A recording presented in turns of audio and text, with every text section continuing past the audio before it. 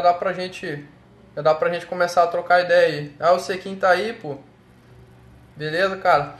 Tá fazendo fazedores de chuva, então todo final de semana tá na estrada também, é outro que dá pra acrescentar bastante coisa aí. Desafios fazedores de chuva, você tem que ter um planejamento, né? Não adianta só pegar a moto também e sair andando igual um maluco porque não vai chegar em lugar nenhum. Então é importante o planejamento também. Eu acho que eu comecei essa questão do planejamento mesmo quando eu fui fazer os fazedores de chuva. Na verdade foi quando eu fui para Brasília, eu sofri um aperto danado daqui para Brasília. E aí eu vi que não dava pra gente fazer as coisas na doideira. Sempre que a gente vai se deslocar de moto, a gente tem que ter um plano, tem que saber para onde a gente vai, o que a gente vai fazer. E é justamente isso aí que a gente vai conversar. Vou fazer a palestra, às vezes vou dar uma olhada para cá para roubar. Eu tô com uma colinha aqui, que é a minha apresentação da semana que vem, onde eu dividi os tópicos. A gente vai conversando sobre os tópicos e basicamente vamos resumir a conversa aí em 4 tópicos que eu considero quando eu vou fazer um planejamento para uma viagem. Que é a questão da montagem do roteiro, a questão dos gastos, o tempo e os equipamentos. Então, para mim, são as 4 coisas aí mais importantes, né, o que a gente tem que levar em consideração quando a gente vai planejar uma viagem, planejar uma expedição. Então, é assim, independente de uma viagem de final de semana ou de uma grande expedição, que você vai rodar por outros países ou até aqui dentro do Brasil, é muito importante que você tenha um planejamento. O planejamento, toda viagem ela nasce de uma ideia. E toda ideia ela vira um plano, todo plano ele vira um planejamento. A gente está conversando ou você está na sua casa e pensa num lugar, tipo Salvador. Então você teve uma ideia, Salvador. Queria conhecer Salvador. Essa ideia ela vai virar um plano. Para eu conhecer Salvador, vou ter que pegar um final de semana, vou precisar de 4 ou 5 dias para poder ir para lá, conhecer os lugares, o que tem em Salvador que eu posso conhecer, né, para turistar. Então esse plano ele vai se tornar depois um planejamento. Então é basicamente esse o conceito. A ideia vira um plano, toda viagem parte de uma ideia, toda ideia vira um plano, todo plano vira um planejamento. E quando a gente vai fazer isso, esse planejamento, independente se é uma viagem de final de semana, como eu falei, ou se é uma grande expedição, nós temos que levar 4 fatores aí em consideração. Primordial, que é o destino, o tempo, o dinheiro e os equipamentos que nós vamos precisar para poder fazer essa expedição. Acho que a galera já está entrando aí, já vamos tocar direto agora falando sobre o assunto. Primeira coisa aí, desses quatro temas, vamos começar pelo destino. Quando a gente vai fazer uma viagem e a gente pensa no destino, peraí, só um... Tá, o mapa não achei, a famosa mão do deserto, tá, o monumento da Cá na Bolívia.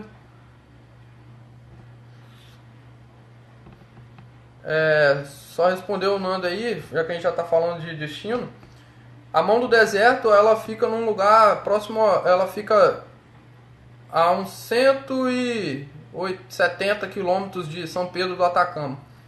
Você vai ter que ir para Antofagasta, sai do Atacama, vai para Antofagasta. De Antofagasta você vai descer para um lugar chamado La Negra. A mão do deserto fica nessa região. Quando você for pesquisar no Maps, você joga La Mano del Deserto. Aí eu creio que você vai conseguir achar com esse nome, com essa nomenclatura. Vamos entrar aí, Rogério, nessa parada aí da troca de óleo, porque ela faz parte do planejamento.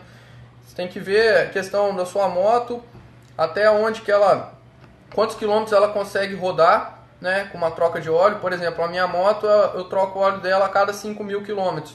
Então, na minha viagem, eu saí do Espírito Santo, eu fui para Ushuaia, e aí eu acabei rodando um pouquinho mais com o mesmo óleo, e parei para fazer a troca de óleo dela em Bariloche, que era uma cidade que eu tinha um suporte maior. Aí, ó, o Guga tá aí, cara, com a melhor cara aí pra falar. Falou, 70 quilômetros ao sul de Antofagasta.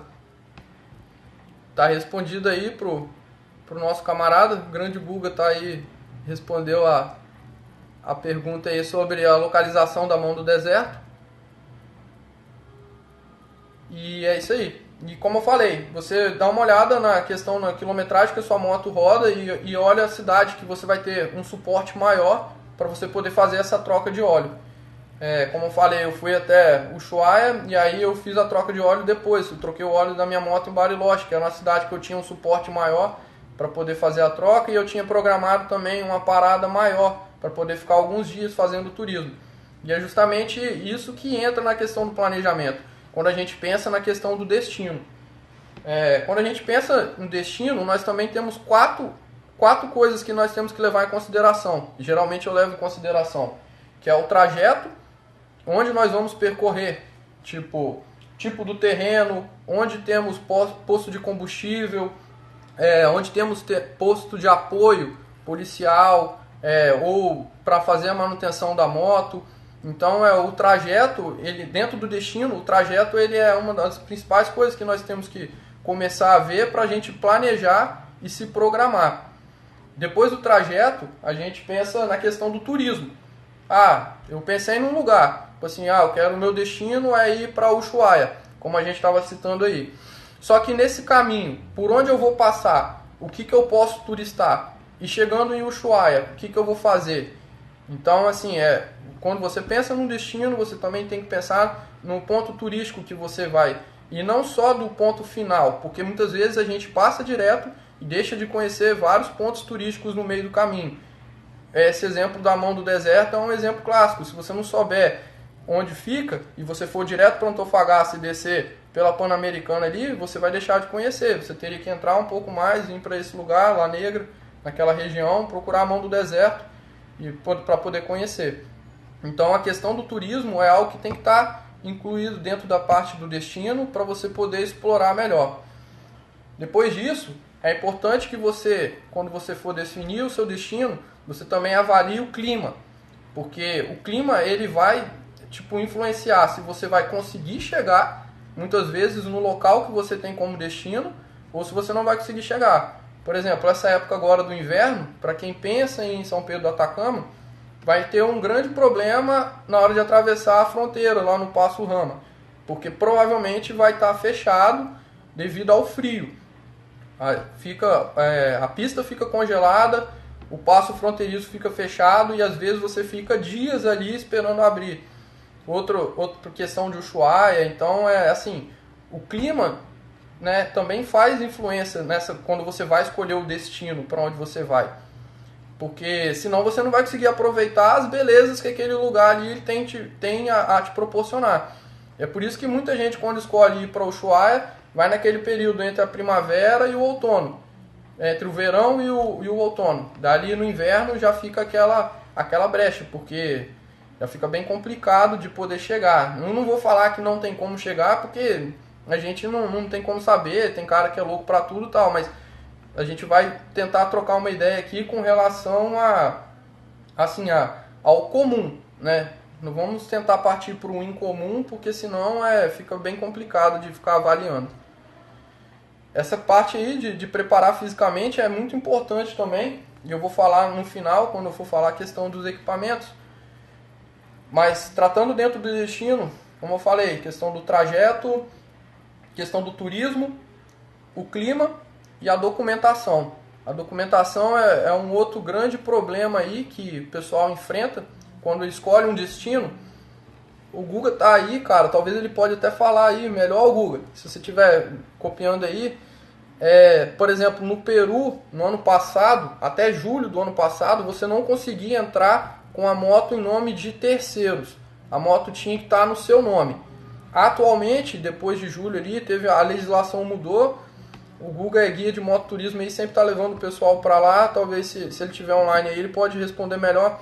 Mas é uma coisa que muitas pessoas se frustraram antes desse período ali. O cara chegava na fronteira do Brasil com o Peru, lá no Acre, e aí não conseguia entrar não conseguia entrar no país do Peru porque a moto estava no nome de terceiros.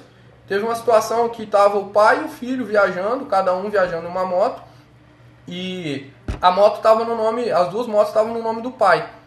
Aí, moral da história, uma moto ficou no Acre e os dois continuaram na garupa até chegar em Cusco.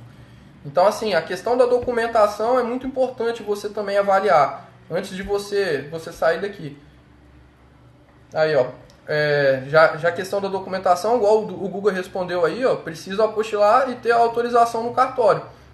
Se você sair daqui sem essa autorização e chegar lá para você resolver, você vai enfrentar diversos outros problemas, a sua viagem ela vai ter um transtorno. Então, antes de você sair do país, você já vai estar criando um transtorno ali. Às vezes você pode demorar dias para poder resolver, se você chegar no final de semana ou em algum horário que não tá funcionando. Então, assim, quando você escolhe um destino, quando você monta um planejamento e escolhe um destino, é extremamente importante você relacionar essa questão da documentação. Muitas pessoas não sabem, mas para você circular aqui nos países aqui do Mercosul e aqui nos países vizinhos, você não precisa necessariamente de um passaporte. Com documento de identidade, você consegue adentrar esses países. Porém, tem que ser um documento de identidade com menos de 10 anos de emissão. Então, é outro fator importante, a documentação sua. Não só a sua, como a da moto. Como eu falei, a moto está no nome de terceiro, a moto está no nome da empresa. Tem que avaliar se eu vou precisar dessa autorização no cartório, se eu vou precisar de um registro, se aquele país permite que eu entre com a moto em nome de outras pessoas. Então, esse é para mim, quando a gente escolhe o destino, é o quarto fator aí que eu acho extremamente importante da gente avaliar. Deixa eu dar uma olhada nas perguntas aqui. O pessoal falou questão de posto de gasolina. O posto de gasolina, quando você vai avaliar o destino, é importante você saber onde tem posto de gasolina, qual é a autonomia da sua moto, onde você tem que parar. Normalmente eu avalio isso num site chamado Ruta Zero. Nesse site Ruta Zero, muitas pessoas também comentam, né? Então tem algumas informações lá que estão atualizadas, você pode olhar a data, mostrando aonde tem postos de combustível e também as condições da estrada. Então você consegue avaliar isso por lá. Além disso também, se você conhecer alguém que já foi e trocar essa ideia, é muito importante, né? Porque o cara que foi, ele avalia na pele como que é a situação ali. Diferente de a gente ficar muito bitolado só lendo fóruns na internet. Porque muitas vezes nos fóruns a gente encontra pessoas que não foram e ficam só naquele ouvir falar, naquele disse-me disse, e tem muita informação que contradiz. Um exemplo clássico disso foi ano passado, quando eu passei na Bolívia, e muitas pessoas me botaram um terror muito grande, falaram, não vai na Bolívia, você vai ser assaltado, ninguém vai te vender gasolina, tal, e eu não tive problema nenhum na Bolívia, não tive problema nenhum. Então, assim, é importante a gente conversar com quem já foi, absorver essas informações, né, não ficar só naquela ali de internet, e quando for olhar na internet, que possamos olhar, assim, lugares de confiança. Como eu falei, esse site Ruta Zero, você consegue ter a opção de olhar onde o percurso que você vai fazer, onde tem posto de combustível e as condições da pista. Então é bastante interessante aí de visitar. Países, o Nando perguntou se pode transportar gasolina nos galões. Pode sim, Nando. Normalmente eles não encrencam com isso não, até porque eles sabem que certos trechos que a gente vai circular tem dificuldade com combustível, então nunca tive problema não. Assim, normalmente eles não encrencam com isso não. Davi perguntou aí se é tranquilo acampar no Chile e Argentina. Pode sim, cara, você acampa. É importante quando você for fazer esse planejamento, definir o destino e você mapear as cidades que você vai passar, você olha locais de camping. Se você quiser ficar num local assim mais tranquilo e seguro. Mas na Argentina, como no Chile, você consegue acampar também nos postos de combustível. Eu tenho um amigo que foi para Ushuaia no ano passado e ele só foi acampando. Ele acampou em todos os postos de combustível, YPF na Argentina. O bom é que lá na Argentina, assim, 99,9% desses postos de combustível tem internet Wi-Fi. Então é um local que você vai conseguir, assim, pelo menos internet, e tem um suporte também. Tem um banheiro e tal, então você consegue tomar um banho e consegue ficar conectado aí. Então, acampar também é uma boa opção aí e já economiza, né? Que é como a gente vai entrar no assunto depois, que é a questão do dinheiro. Deixa eu só ver se tem mais uma pergunta. Se tiver alguma pergunta aí que ficar, pessoal, anota aí, me pergunta depois, novamente, beleza? Pulando essa parte do destino, a gente entra na questão do tempo. Quando a gente vai fazer um planejamento, além do destino, é importante a gente avaliar o tempo que nós temos disponível. Por quê? O tempo ele vai influenciar totalmente na questão do nosso dinheiro e em outras questões também. Por exemplo, quando a gente pensa em tempo, a gente olha a questão dos dias, né? Quanto tempo nós temos disponível e quantos dias nós precisamos para poder executar esse plano de chegar a esse destino. Ah, eu quero ir daqui do Espírito Santo para o Atacama e quero voltar. Eu tenho, sei lá, uma semana para isso. Vai ficar bem complicado, porque quando você pensa no deslocamento que você tem daqui para o Atacama, tanto na ida quanto na volta que você tem, você vê que os dias não vão bater. Você pode meter um Iron Butt daqui até sei lá onde aí e chegar, mas vai ficar muita coisa para trás. Você vai chegar lá no Atacama, vai tirar uma foto na placa e vai voltar para casa. Então, quando a gente pensa na questão do tempo, o primeiro item que eu avalio ali é quantos dias eu tenho disponível, para eu saber quantos dias eu vou gastar para fazer o roteiro, né, para chegar nesse destino, e quantos dias eu vou ter disponível para poder aproveitar lá. Porque normalmente eu faço as minhas viagens nas minhas férias, então eu tenho 30 dias disponíveis ali. Quando eu faço o deslocamento para alguns lugares, igual eu fiz dessa vez para Ushuaia, o caminho todo até Buenos Aires eu já conhecia de uma viagem que eu fiz de 2016. Então eu toquei direto daqui até Ushuaia, né? Eu deixei alguns lugares até de visitar, igual Península Valdez, mas o meu destino, o meu objetivo era chegar ao Ushuaia. Eu gastei 10 dias do Espírito Santo até o Ushuaia. Cheguei no Ushuaia, ponto, relaxei. E aí eu peguei os dias disponíveis ali para poder mototuristar naquela região. Então o tempo ele é um fator importante e os dias é o primeiro fator que eu vejo ali dentro do tempo. Depois dos dias é a questão do roteiro. É o roteiro geral que nós temos para poder fazer e o roteiro diário. Ah, eu tenho 30 dias disponíveis. O meu roteiro geral para eu ir até o Ushuaia e voltar está dando 30 dias. Quantos dias eu gasto para chegar daqui até o Ushuaia se eu tocar direto? Ah, vou gastar 10 dias. Então eu tenho 10 dias para ir e 10 dias para ficar à toa no Ushuaia e 10 dias para voltar? Não. Normalmente eu não recomendo e eu não faço muito em cima, porque podem acontecer imprevistos durante esse caminho. Pode acontecer de você chegar num lugar que você achou lindo e maravilhoso e querer ficar mais, e aí você não tem tempo, então você tem que voltar correndo. Então você vai deixar de conhecer um lugar, então você vai ter que programar outra viagem para voltar aquilo ali tudo de novo só para conhecer aquele lugar específico.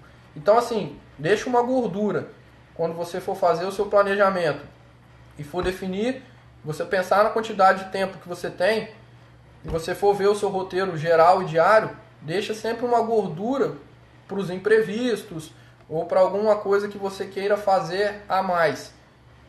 Tirando isso, a gente entra na parte do turismo. O tempo também dentro de tempo nós também temos a questão do turismo. Ah, cheguei em Ushuaia, tem o turismo local ali. Quantos dias eu preciso para conhecer esses principais pontos turísticos? Ah, preciso de 3, 4 dias. Aí saiu de Ushuaia, fui para Puerto Natales para poder ir em Torres del Paine. Quanto tempo eu preciso disponível para poder rodar aquela região ali? Então aí você vai traçando isso também dentro da parte do seu tempo. 30 dias, cara, assim, dá para você ir tranquilo. É igual eu falei, vai depender do seu planejamento, mas você consegue sair de São Paulo, fazer a carreteira, ir ao Ushuaia e retornar depois. Tirando a questão do tempo, da questão do dias, questão do roteiro e a questão do seu turismo, aí a gente entra no mais importante, que é a questão de dinheiro. O tempo vai influenciar totalmente no seu dinheiro. Tipo, eu tenho, sei lá, 5 mil para poder fazer uma viagem. de 30 dias. E aí você vai ter que calcular isso daí. Então, assim, quanto que nós vamos gastar para poder fazer uma viagem de 20 dias? Vai influenciar na questão do seu tempo. Porque quanto mais tempo você ficar fora, viajando, querendo ou não, você vai gastar com comida, com hospedagem, com combustível. Então, quando você pensa em tempo, você também pensa em dinheiro. Então, dentro desse item tempo, para mim os quatro itens mais relevantes que temos que levar em consideração é a questão dos dias que temos disponível, a questão do roteiro geral e o roteiro diário, a questão do turismo, quais pontos nós temos que conhecer naquele lugar. Muitas vezes nós não temos tempo suficiente para conhecer todos os pontos, mas a gente tem que estudar para conhecer pelo menos os principais. E a questão do dinheiro.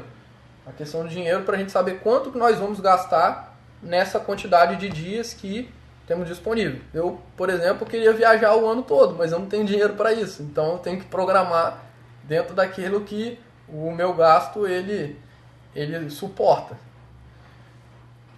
Vamos lá.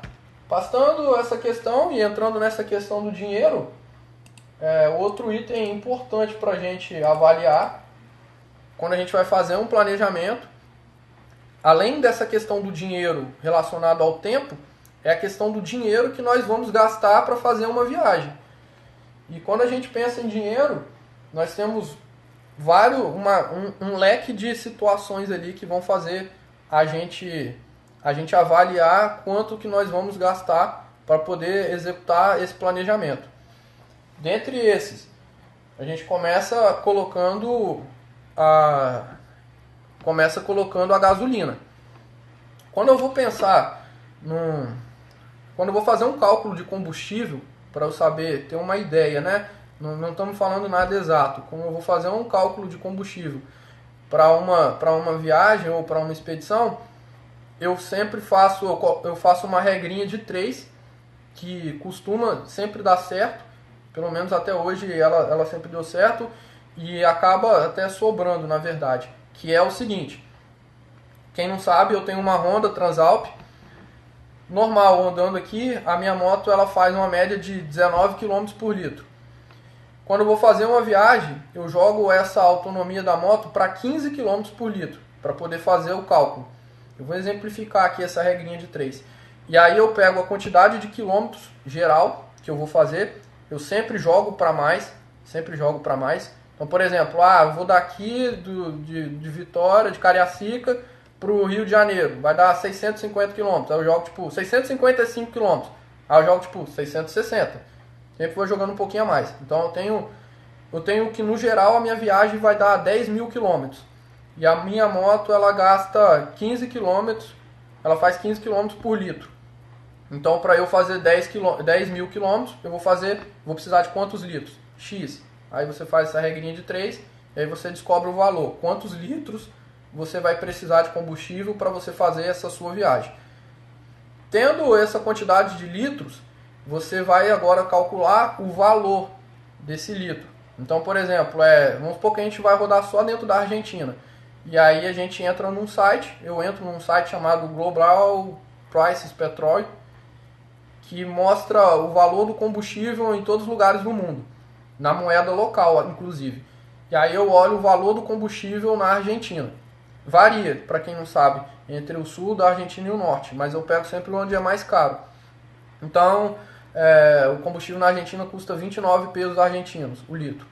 Então, sei lá, se 1 litro custa 29 pesos argentinos, sei lá, 6 mil litros, que é o que eu vou precisar para fazer meu roteiro todo, custa quanto? X. E aí você cruza e vai ter o valor que você vai precisar em peso argentino para executar a sua expedição. E aí depois é só você converter de peso argentino para real, e aí você vai saber o valor que você vai precisar em real para poder fazer toda essa viagem. Então aquele valor ali vai ser o que você vai gastar de combustível. Não necessariamente exatamente. Você pode acabar gastando um pouquinho mais ou um pouquinho menos, mas aquela ali vai ser a sua base para você saber quanto que você vai gastar na sua expedição. Pelo menos na questão do combustível. Quando isso envolve 3, 4, 5 países, você olha a quantidade de quilômetros que você vai rodar dentro de cada país. Então, por exemplo, dentro do Brasil eu vou rodar 2.000 quilômetros. Faz o cálculo para o Brasil. Dentro do Uruguai eu vou rodar 1.000 quilômetros. Faz o cálculo do Uruguai. Dentro da Argentina, 3.000. E assim sucessivamente. Depois joga tudo para real, soma. E aí você vai saber, ter uma ideia de quanto que você vai gastar de gasolina para poder fazer a sua expedição. Depois da gasolina, a gente entra em outra questão do dinheiro, que é a hospedagem. Aí eu tenho uma regrinha padrão, que é mais ou menos a seguinte. Estamos falando aqui assim, de uma viagem confortável. Você pode ficar num hotel super, hiper da galáxia lá e pagar R$500 a diária. Você pode dormir numa barraca e não pagar nada. Normalmente, eu pego e coloco uma média de R$80. Eu sempre viajo e fico em hostel. Hostel na casa de alguns amigos, mas vamos jogar o cálculo em hostel. Então eu jogo R$80 como média. Então se eu vou fazer uma viagem de 30 dias, eu vou gastar R$80 por dia de hospedagem e aí vai dar 2.400. Então você já sabe o valor que você vai gastar de hospedagem e de combustível. Então aí você já joga no seu cálculo lá, R$2.400 de hospedagem. Depois de hospedagem, entra no fator da comida. Comida eu também tenho uma regrinha padrão. R$70 por dia. R$70 por dia. Tem dia que você vai gastar mais com comida e tem dia que você vai gastar menos. Como eu falei, é para uma questão confortável, né? Se você quiser comer no super restaurante tal, não sei o que, caranguejos gigantes e vinhos italianos, vinhos patagônicos tal, você vai gastar muito mais. Para uma viagem confortável, R$70 por dia. Vou viajar durante 30 dias, 30 vezes 70 ali, R$2.100 de comida. E aí é mais um fator que você mata quando você vai calcular no dinheiro. Aí isso é para você ter uma noção, né, de quanto que você vai gastar. Então nós calculamos o combustível, a hospedagem e a comida. Outro fator que vai entrar nesse cálculo do dinheiro é o turismo e os regalos, os recuerdos que você vai trazer. Então, porque, vou para Atacama. Lá na Atacama eu quero fazer o passeio do Geyser del Tátil, quero fazer Vale de La Luna, lagunas altiplânicas. Então você vai calcular, você vai avaliar antes, né, de você sair daqui, quanto custa cada passeio desse. Entra no site de pesquisa, no Trivago, você consegue achar, ou como eu falei, perguntando para alguém que já foi, e aí você vai olhar, custa 15 mil pesos chilenos, custa 30 mil pesos chilenos, custa tanto, tal. E aí você vai somar, e aí você vai saber, tipo, de passeios eu vou gastar R$600. E aí você joga mais um dinheiro para poder gastar com presentinhos. Então aí você vai saber quanto que você vai gastar de lazer e de presentinhos. Por isso que é muito importante você saber, quando você definir o destino, você olhar o turismo daquele local para você chegar lá e saber o que você vai fazer. Porque senão você chega lá, eu quero ir para o Atacama, chega lá no Atacama, pronto, estou aqui no Atacama, e agora? O que eu vou fazer? Todo mundo pensa a mão do deserto, mas ali em São Pedro do Atacama tem N locais para poder visitar, N passeios turísticos, e muitos deles, quer dizer, todos eles praticamente você vai fazer sozinho, você consegue fazer sozinho. Então se você for numa agência, você vai pagar o guia, vai pagar o deslocamento, vai ficar preso àquele grupo. Então quando você pesquisa, já define antes o que você vai fazer, você já sai com uma ideia do que você vai fazer naquele lugar, sabendo quanto que você vai gastar. Essa questão, a Gisele perguntou aí, custos antes da viagem, você inclui manutenção, equipamentos, etc? Sim, eu vou até falar. Esse daí eu vou falar no final, a questão dos equipamentos, né? Aí, vamos lá. Como eu falei, eu citei aí gasosa, hospedagem, e até respondendo a Gisele agora. Calculamos a gasosa, a hospedagem, a comida, o lazer, e agora entra a reserva técnica, ô Gisele. Talvez isso aí seja a sua dúvida. A reserva técnica, ela é um dinheiro que você vai levar para caso aconteça algum imprevisto. A maioria das vezes eu levo a minha reserva técnica um cartão internacional. Porque se acabou o seu dinheiro, ou sei lá, teve um problema que você não tinha esperado ali, sei lá, sua moto deu uma pane doida lá tal, e você vai ter que resolver, e você não levou dinheiro para isso, ou talvez você nem tinha, cartão internacional. O cartão ele não é uma primeira opção, porque quando você passa o cartão fora do país, você paga o imposto, quando faz a conversão da moeda aqui. Então eu prefiro sempre viajar levando em dinheiro. O cartão ele é a reserva técnica, ele é para caso aconteça uma situação de pane ou uma situação de problema que não esteja previsto ali na viagem, aí o cartão ele entra para poder desenrolar toda essa situação aí. Então, dentro de dinheiro, esses são os fatores que eu considero importantes. Falando sobre essa questão do que a Gisele falou de manutenção, equipamentos e tal, quando você vai fazer, igual o camarada tinha perguntado lá, questão da troca de óleo, já está previsto aqui dentro do dinheiro, né, dentro do destino e dentro do roteiro. Você tem que saber que quando você chegar na cidade e tal, você vai trocar o óleo ali. E não simplesmente ir andando e parar em qualquer cidade e tal, não. Por exemplo, eu estou planejando ir daqui para Ushuaia. Eu já olho antes aonde tem quando eu faço o meu roteiro, o meu destino ali, o meu roteiro diário, por exemplo, hoje eu vou chegar em Buenos Aires. Aonde tem um local, eu já pesquiso antes, onde tem um local em Buenos Aires que eu posso fazer a troca de óleo da minha moto. Minha moto é da Honda. Onde tem uma concessionária da Honda em Buenos Aires que eu posso fazer a troca de óleo. Na rua tal, no local tal. Então eu já anoto o nome daquela rua, se possível. Já pego as coordenadas no GPS, que aí fica mais fácil, você joga ali no GPS, pum, já bate em cima. Por quê? Porque se você chegar em Buenos Aires e for caçar isso, tá ferrado. Buenos Aires é uma cidade gigantesca, o trânsito é gigantesco e você não vai conseguir achar. É muito complicado. Eu tive esse problema ano passado em La Paz. Eu estava chegando na Bolívia, em La Paz, meu pneu furou e aí eu remendei o pneu, só que aí quando eu cheguei na cidade, eu queria colocar outro pneu na minha moto, porque o pneu dianteiro já tinha desgastado muito. E aí, La Paz é uma cidade gigantesca, um trânsito caótico, mal consegui achar o hostel onde eu ia ficar. A sorte é que na esquina do hostel tinha uma loja de pneu, e aí eu consegui trocar o pneu lá. Foi tipo uma puta de uma sorte. Mas a gente vai aprendendo com os erros, então hoje em dia eu já saio daqui com tudo mapeado, tudo anotado ali e tal, para não ter esse tipo de problema.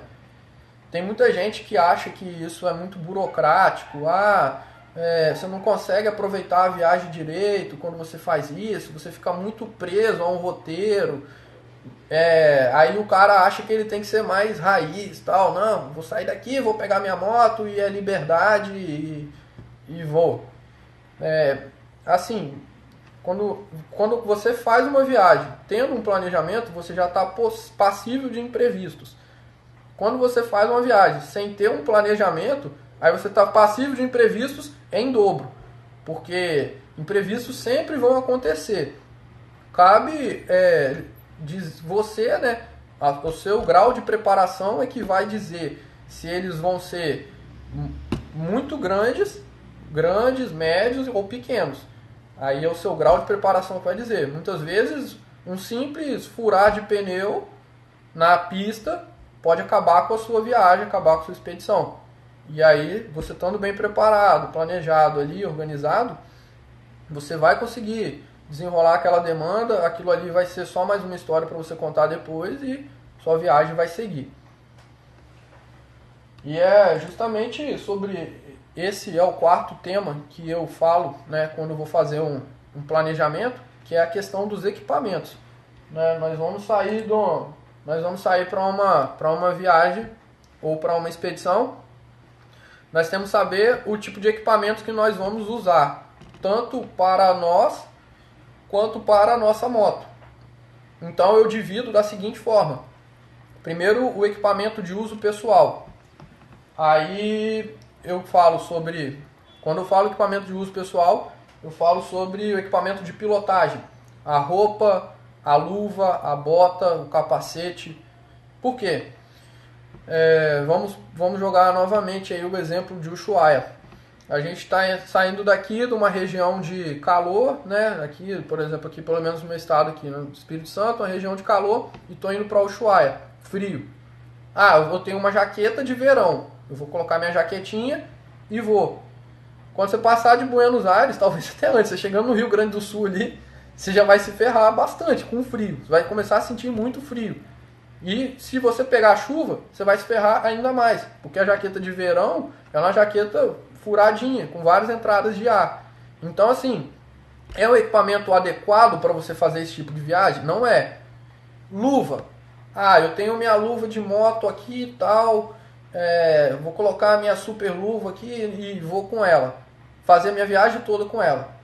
Uma luva de moto, ela não vai proteger contra a chuva e frio. Ela vai proteger contra o impacto, a queda. 100%, tal, uma luva boa. Agora, contra chuva e frio, ela não vai proteger. Você vai precisar de uma outra luva para chuva e frio. E é importante que você teste essa luva. Porque eu já vi luvas de moto que prometem ser impermeáveis e no teste ali ela molha e você sente frio na mão. Um exemplo clássico que eu cito é a luva de neve, luva de esqui. É uma luva que custa R$40 e ela segura, né, promete segurar até menos 20 graus. Eu sempre uso uma luvinha dessa e ela segura de boaça, tanto a chuva quanto o frio. Talvez o frio super extremo não, mas segura bastante. Então você tem que ter duas luvas. E você já tem que pensar nisso antes de você sair de casa. Por quê? Senão você vai sofrer as consequências no caminho. Em 2012 eu saí daqui do Espírito Santo e fui para o Brasília Moto Capital. Esse aí foi um exemplo clássico que eu aprendi sobre questão de equipamentos. Na época eu não tinha muita noção, assim, foi minha primeira viagem fora aqui da região sudeste, né? Eu tinha uma Falcon até, eu fui com a jaqueta de cordura, uma luva normal de moto, calça jeans e uma botinha da Timberland.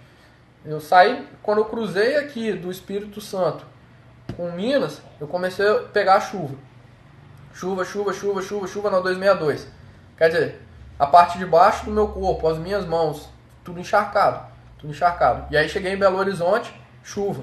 No outro dia de manhã eu acordei, chuva de novo. E eu não tinha equipamento nenhum ali para isso. Moral da história, tava eu e um amigo, a gente continuou seguindo e a gente chegou em Brasília. Mas se no meio do caminho eu tivesse falado com ele, cara, vamos embora, a gente tinha vindo embora. E aí eu lembro até hoje que quando eu parei num posto de gasolina, chegou um grupo de camaradas, assim, de motociclistas e tal, e os caras tudo bem equipado, tal, não sei o que, os caras tiraram as suas roupas, suas jaquetas, pararam tudo sequinho, penduraram ali na moto, foram lá tomar um café, e eu tava ensopado, molhado, com frio, com a moral lá embaixo.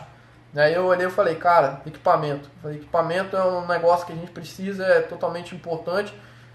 Quando eu cheguei em Vitória, eu me equipei todo. Calça, hoje eu uso um coturno Guartelar, que é impermeável para poder fazer as minhas viagens, é um coturno muito bom. Questão das luvas aí, eu uso a luvinha de neve, quando eu vou fazer a viagem que eu vou pegar chuva e frio, luva de neve. Pilotagem, luva normal. Ah, mas a luva de neve ela não protege contra a queda. Nem a luva normal protege contra o frio. E aí? Joga na balança e vê o que vai ser mais importante para você. Ficar com a mão molhada ali, tomando vento, às vezes de 0 graus, menos 2 graus, menos 4 graus nos dedos. Entendeu? É assim, nada vai ser 100%. Você não vai conseguir um equipamento 100% perfeito. E tudo que traz proteção gera um desconforto. Aí a gente também tem que avaliar essa questão do equipamento. Utilizar o seu equipamento antes de você fazer uma viagem, a sua luva, a sua bota, para ver se você consegue rodar longas quilometragens com eles. Não adianta nada você ter uma bota de 800, 900 reais e você não conseguir andar 200 km com ela. Então assim, equipamento de uso pessoal, jaqueta, capacete também. Ah, eu tenho um capacete com a pala, com não sei o que, tal. Eu vou para a região da Patagônia, que venta pra caramba. É viável ir com um capacete desse para lá? Ah, não é viável. Então tudo tem que ser bem avaliado ali. Nosso amigo aqui perguntou sobre questão do clima, como que é no Atacama, Uyuni e Machu Picchu. É o seguinte, depende muito da época que você vai. Eu fui no ano passado em maio, né? Foi no começo de maio ali, foi antes do inverno. A parte que eu senti mais frio foi na travessia do Passo Jama. Ali eu equipei com tudo. Com segunda pele de frio, calça e calça e blusa, a jaqueta e a calça com a manta, e ainda joguei uma capa de chuva por cima ainda para cortar o vento. Além disso, o protetor aqui e balaclava. Mas você vai usar esse equipamento durante toda a sua viagem? Você não vai, porque antes de você chegar a Salta, que fica na subida da cordilheira, você vai passar pela Pampa del Inferno, região de Governador Sans Pena. Aquela região ali é extremamente quente, quente, quente. E aí se você for com um equipamento desse jeito para lá, você vai sentir muito, você vai derreter, cara, não vai conseguir passar, porque faz 40 graus. Então assim, você vai para uma região que faz frio. Lá no Uyuni estava fazendo menos 2 graus e o sol quente. Sol muito quente fazendo menos 2 graus. Então você leva a sua jaqueta, leva o seu equipamento normal, sua jaqueta, sua calça, mas leva o seu equipamento de frio à parte ali. Entendeu? Você não precisa de equipamentos volumosos. Quando eu falo de equipamento de frio, eu lembro tem um material chamado fleece. É tipo um moletom, parece um moletom vagabundo, mas esquenta muito. Então recomendo para quando for comprar uma roupa de frio, assim, roupa de fleece. Você usa isso por baixo da sua jaqueta, isso vai te esquentar bastante. E compra um saco para poder fechar a vácuo, saco estanque, um saco vácuo ali, coloca o seu moletom e a sua calça de fleece nele, fecha a vácuo, ele vai ocupar pouco volume. E aí você deixa guardadinho ali na sua mala.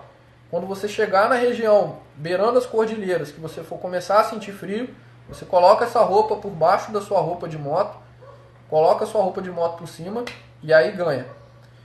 Continuou sentindo frio? Joga capa de chuva por cima da roupa de moto, que aí vai te dar vai aquecer seu corpo, vai cortar o vento e aí vai evitar ainda mais o frio. Continuou sentindo frio? Jornal. Se você tiver uma opção de jornal, põe o jornal por dentro. O jornal ele é um isolante térmico, ele também ajuda no frio.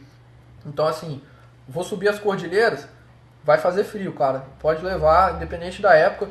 O que vai diferenciar ali nessa questão da época, claro que é a quantidade do frio que você vai ter. Mas o frio ele existe lá por causa da altitude. E independente do sol, muitas vezes você vai ter um clima com sol, mas vai estar fazendo muito frio.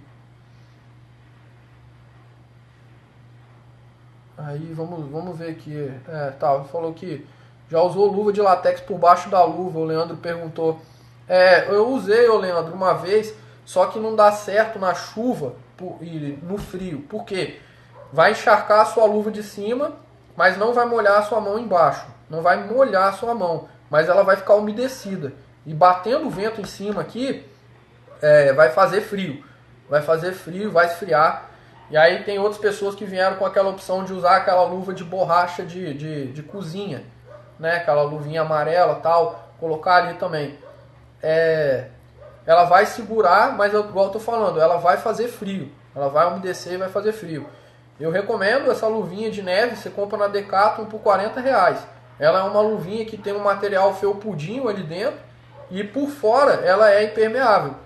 E aí você coloca ela, pode enfiar a mão embaixo d'água, ficar 10, 15 minutos ali, não vai molhar. Ela segura bem, tanto o frio quanto a água. E se você estiver sentindo ainda mais frio, você coloca uma luvinha de fleece. Esse material aí que eu falei que parece um moletom vagabundo, coloca essa luvinha de fleece e aí joga essa luva por cima. E aí depois você vai embora. E ela vai dar uma segurada.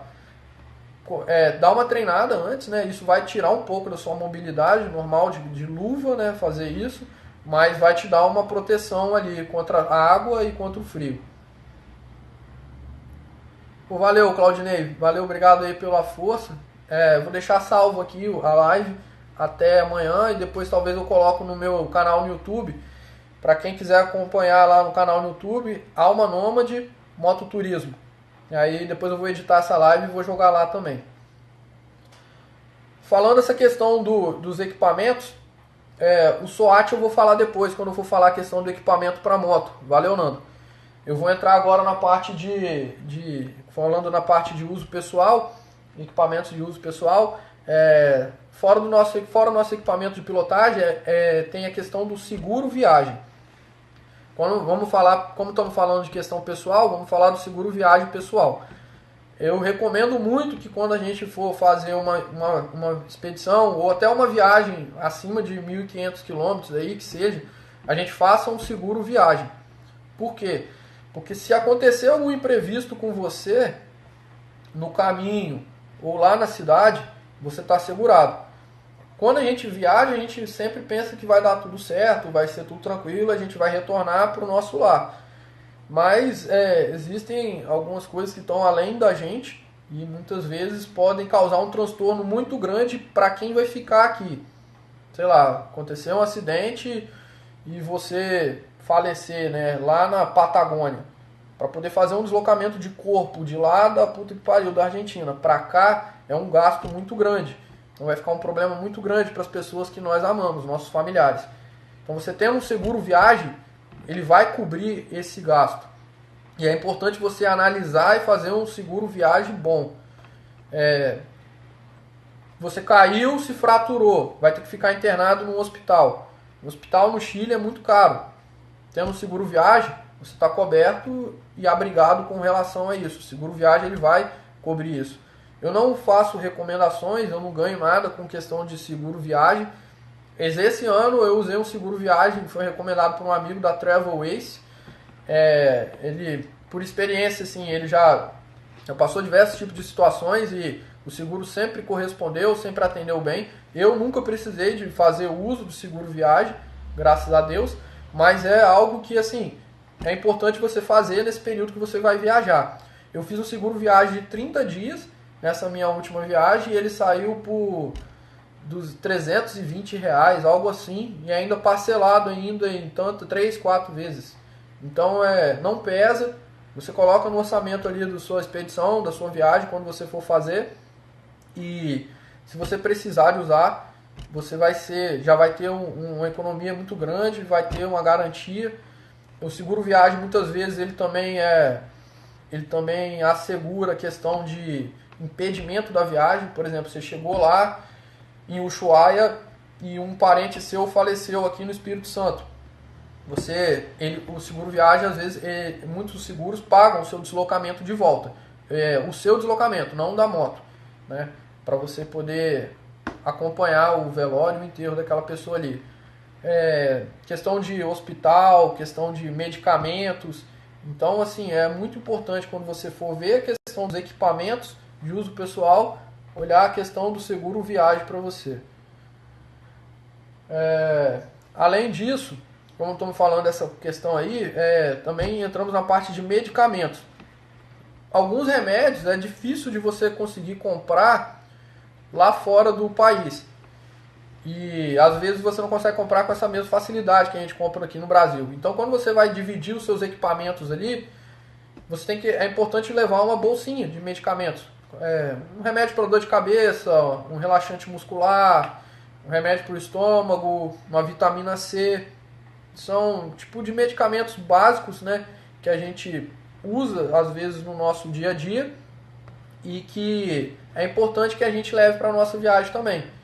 Então, dentro de equipamentos pessoais, uma bolsinha com medicamentos também é bem importante. Os documentos, né, entramos na questão dos documentos pessoais. Identidade, passaporte, se for para alguns certos países aqui da América do Sul, carteira de vacinação contra a febre amarela, carteira internacional de vacinação. É importante você levar esses documentos e você levar a cópia desses documentos. Porque do Peru para baixo eu não fui cobrado com relação a cópias, mas talvez você indo mais para cima ou talvez mude alguma norma no passo fronteiriço, às vezes a fronteira ela fica no meio do nada e aí eles possam te exigir cópias. Então não custa nada. Vou sair daqui para minha viagem, tira a cópia da sua carteira de identidade, tira a cópia do seu passaporte, carteira de motorista, da carteira internacional de vacinação e leva tanto esses documentos quanto cópias. Quando você vai fazer um planejamento, é importante você avaliar o que você vai ser cobrado para o destino aonde você vai.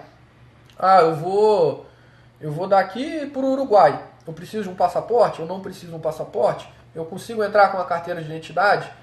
Quanto tempo de emissão tem que ter essa carteira de identidade? Então você já pesquisa isso antes, vê a sua documentação necessária para poder fazer a viagem e aí viaje tranquilo que você não vai ter surpresas. A carteira de identidade, como eu falei, menos de 10 anos de emissão, você consegue circular aqui nos países do Mercosul tranquilamente. Depois de parte de documentação, a gente entra nos equipamentos eletrônicos, tecnológicos. Vou fazer uma viagem e o que eu vou levar comigo? Um GPS, um spot, um drone, uma GoPro. Aonde é permitido eu usar esses equipamentos? Temos muitos parques nacionais aí, como Torres del Paine, que você não pode utilizar um drone lá. Então, se você levantar voo e o guarda do parque te pegar usando o drone lá dentro do parque, lá em local indevido, você vai ser multado, vai ter um transtorno dentro do Chile. Então, você define os seus equipamentos tecnológicos ali, separa eles também. Vou levar minha GoPro. Vou levar uma GoPro, tem que levar um cartão de memória, tem que levar um carregador para bateria, tem que levar uma bateria. Vou levar um spot. Como que eu faço para enviar o link do spot para as pessoas poderem acompanhar a minha viagem? Como que eu faço para acionar o spot? Então, assim, equipamentos tecnológicos também, quando você for fazer a sua divisão de equipamentos de uso pessoal, você já divide ali, separa tudo bonitinho, para não ter problema depois. Minha mulher tem alergia à picada de abelha. Será que podemos levar sem ter problema nas fronteiras? Leandro, se levar, que você diz, é o quê? Levar um medicamento? Responde aí para mim, para poder entender direitinho. O Davi perguntou aqui se o passaporte foi exigido nessa viagem. Davi, para você entrar na Argentina, a última viagem foi para Ushuaia, né? Para você entrar na Argentina ali, você não precisa de um passaporte. Com a carteira de identidade você consegue entrar. Mas eu recomendo você levar um passaporte, por questão de agilidade, porque quando você vai fazer a sua migração no país, se você tiver com passaporte, eles vão pegar seu passaporte, carimbar e vão te liberar. Se você tiver com uma carteira de identidade, você vai ter que preencher um formulário, eles vão te dar um papelzinho, você vai ter que carregar esse papelzinho durante todo o seu caminho ali dentro do país, e quando você sair do país, você vai ter que fazer esse mesmo formulário. Então, assim, o trâmite é mais burocrático. Um passaporte é simples e rápido. Ele pega seu passaporte, carimba e você está liberado. Além disso, o passaporte ele é legal porque você pode colecionar os carimbos. E aí você vai colecionando os carimbos de onde você foi. Igual eu fui para Ushuaia. Em Ushuaia tem 6 tipos de carimbos diferentes aí para você poder carimbar o passaporte. É bem legal. Leandro, é questão do medicamento, porque ele é injetável. Assim, aí vai depender, cara, do qual medicamento é esse e se ele é permitido, né? Se o uso dele é permitido no outro país. Aí eu já não teria como te falar. Eu recomendo que você entre no site como se fosse da Anvisa, né, do país para onde você quer, e você veja o princípio, né, desse medicamento e pesquise lá para ver se ele é ou não é aceitável ali naquele país. Porque aí já vai depender.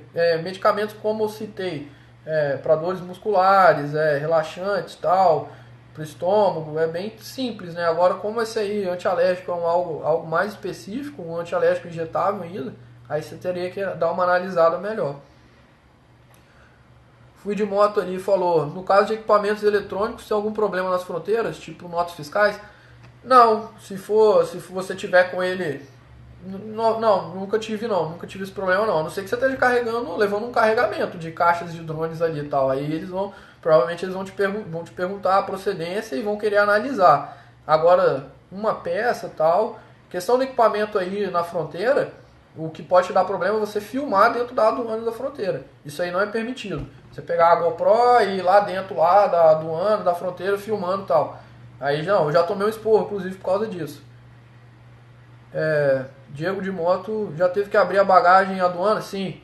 No Chile. No Chile, você, assim, não querendo vulgarizar, mas você consegue passar com, sei lá, um fuzil, mas você não entra no Chile com uma maçã. O Chile, ele tem uma cobrança, né, uma barreira ali nas aduanas muito grande com relação a objetos objetos de procedência animal ou vegetal. Então, assim, eles vão te perguntar se você tem algum tipo de comida, né, algum objeto ali de procedência vegetal. E se você mentir e eles acharem uma maçã, por exemplo, dentro da sua bagagem, eles vão encrencar com você.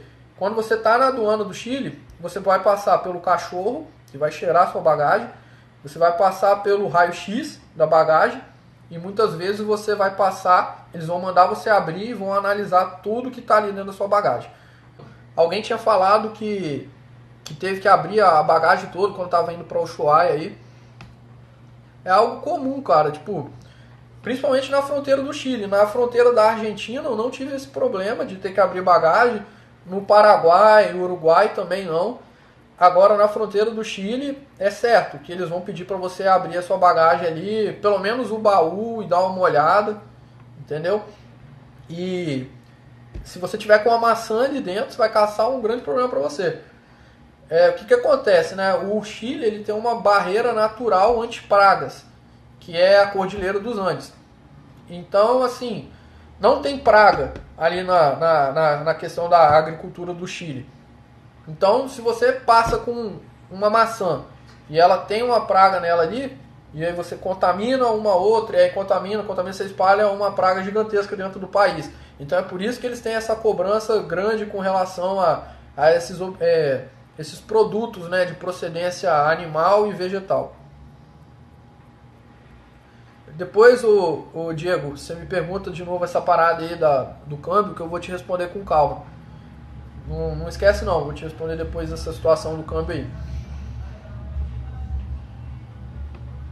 aí. Mas é isso aí, a questão da bagagem e a questão do equipamento lá que tinha me perguntado, eu acho que eu respondi, né? A questão dos equipamentos. Igual eu falei, não filma dentro da aduana, dentro da fronteira. Eles não tem problema para você entrar no país. Se for um equipamento que tiver uso ali. Se estiver carregando uma caixa cheia de drone dentro do seu baú, é lógico que eles podem encrencar.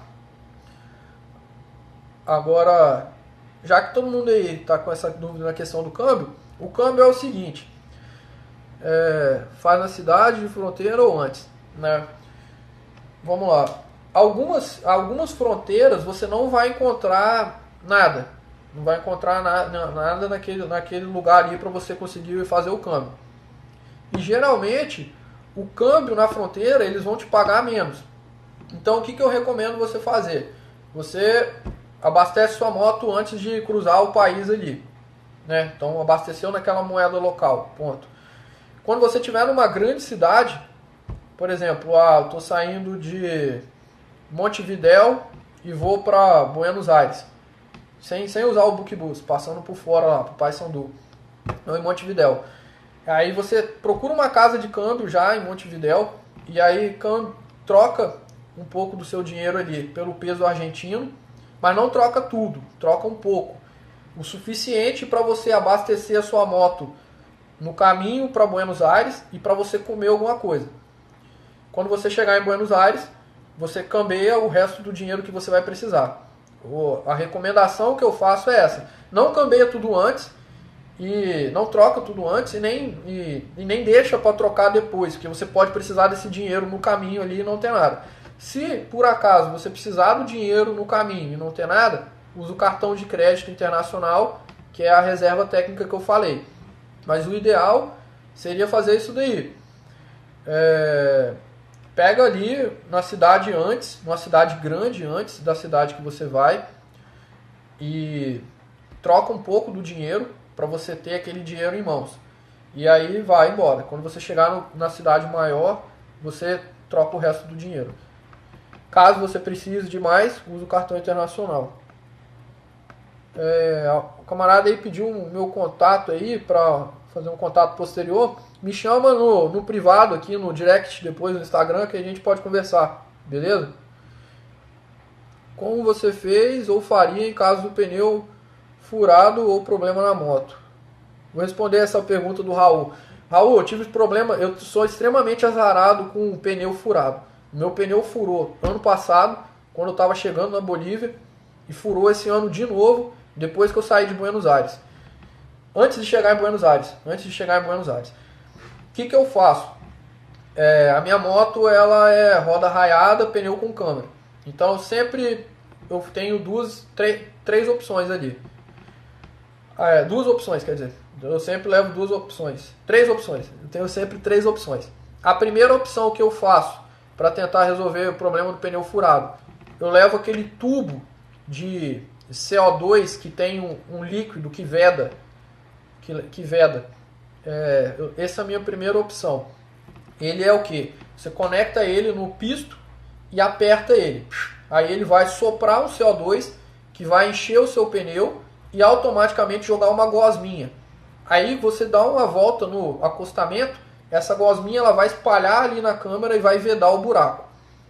Essa é a primeira opção que eu tenho e é a opção que deu correto nesse ano. Esse produto eu posso falar porque eu usei e eu posso garantir que dá certo. Eu fiz isso, deu certo, vedou o meu buraco do pneu ali, 100%, consegui chegar em Buenos Aires. Se por acaso isso não tivesse dado certo, o que eu faria? Quando eu vou viajar, quando eu for falar sobre o equipamento da moto, eu sempre levo um par de câmera de ar, espátula e as chaves para trocar a câmera.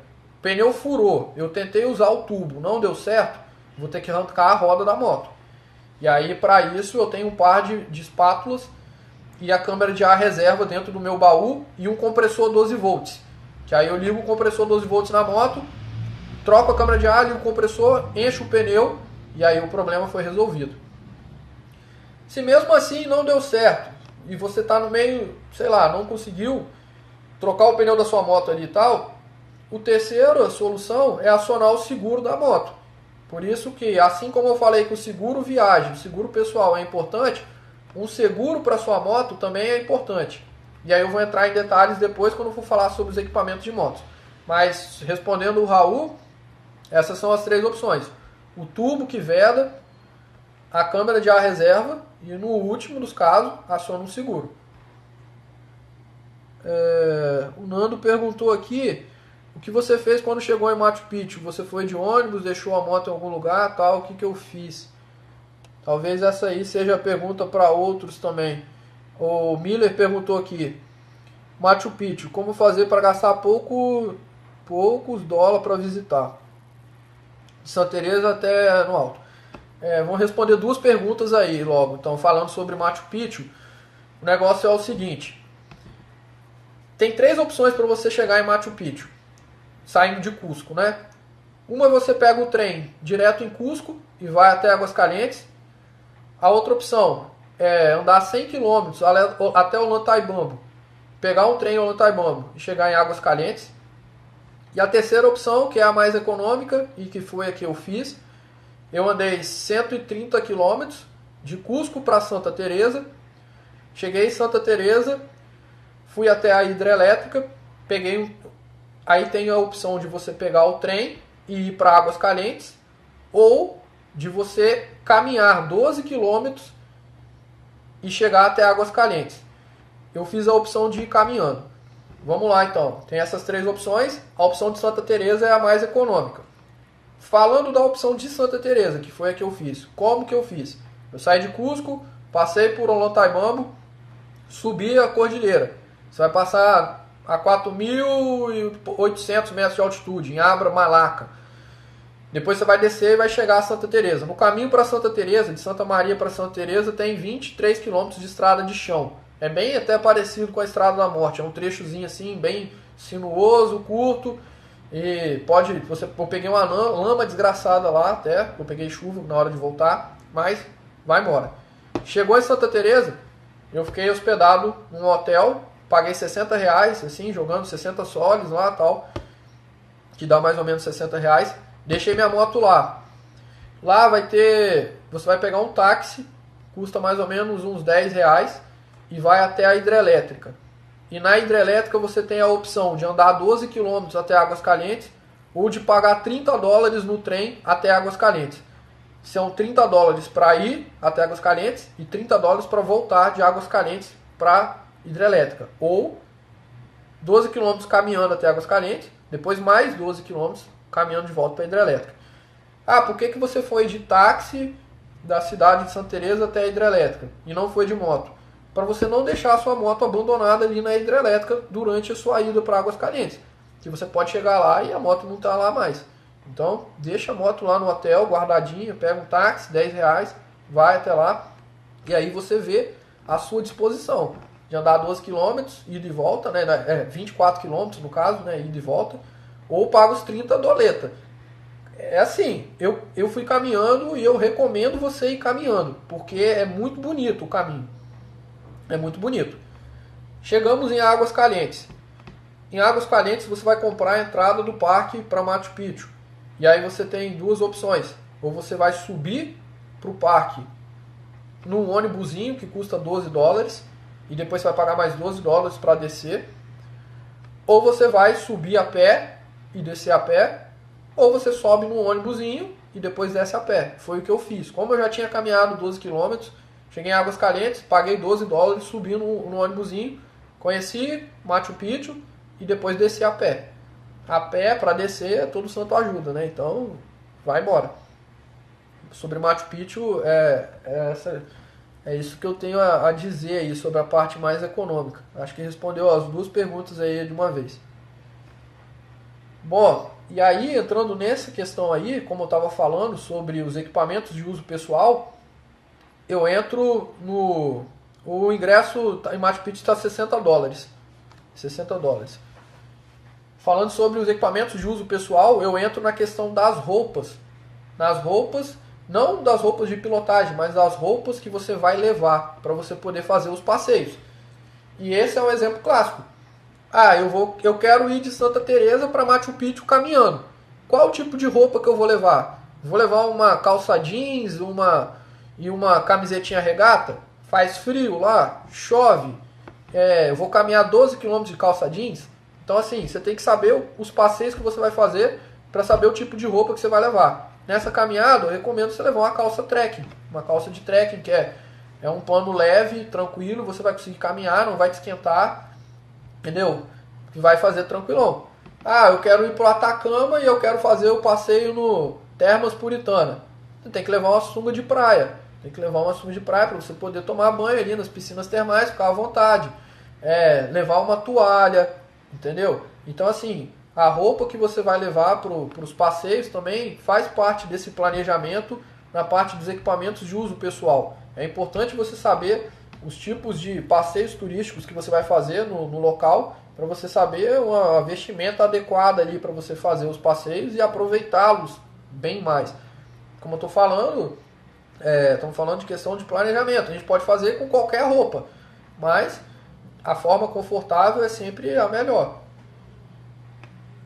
Sobre os equipamentos de uso pessoal, né, a questão da linha de equipamentos. E equipamentos de uso pessoal, eu falei sobre os equipamentos de pilotagem, falei sobre o seguro viagem pessoal, medicamentos, documentos necessários para levar para a expedição, equipamentos tecnológicos e as roupas adequadas para os passeios.